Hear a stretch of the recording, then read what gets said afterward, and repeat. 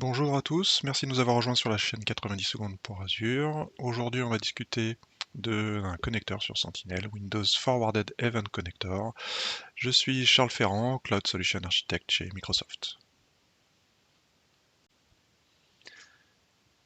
Alors, pour comprendre finalement Windows Forwarded Event Collector, la solution, il faut comprendre comment fonctionnait historiquement la collecte de logs.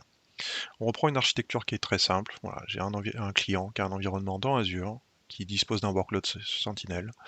Il a des machines on-premise ou sur d'autres cloud providers, quels qu'ils soient.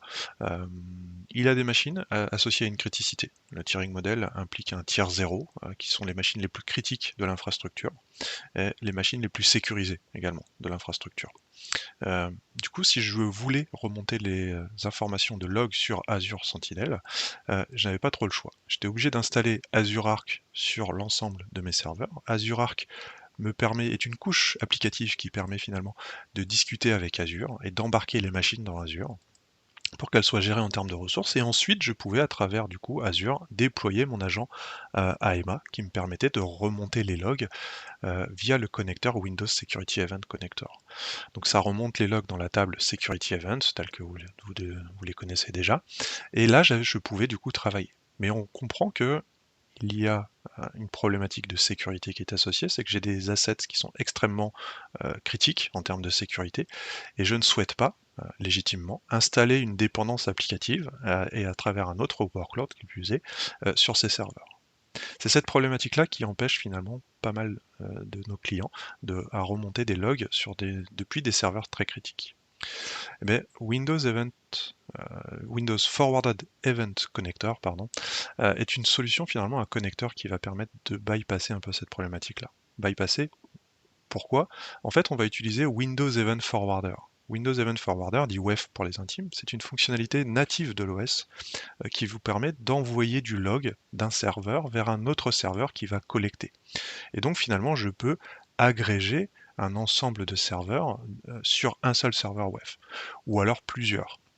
Vous comprenez que si vous avez des serveurs qui génèrent énormément d'écriture et de logs, vous avez des limitations induites quand même sur la partie WEF, mais vous pourrez quand même multiplier le nombre de serveurs WEF et donc assurer que vous êtes en capacité de remonter tous les logs. Ça, c'est surtout ça qui est important.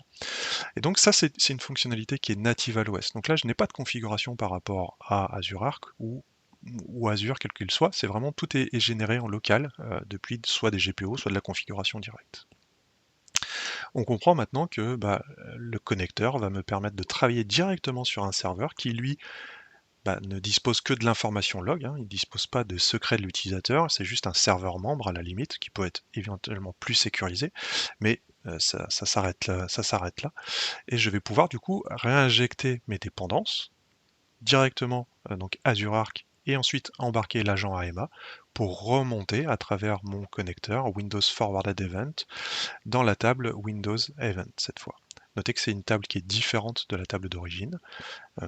Ça ne change pas grand-chose, il faut juste adapter ces requêtes KQL en fonction et vous retrouverez toute l'information. Donc cette architecture du coup répond à cette problématique et je n'ai plus de dépendance applicative ou associée à mes serveurs du tiers 0 qui sont extrêmement critiques. Voilà. J'espère que vous avez compris en quelques secondes l'intérêt de ce connecteur et à quoi il répond et quelles sont ses principales qualités. Je vous remercie, j'espère qu'on se retrouvera bientôt pour de nouvelles vidéos. À bientôt, au revoir.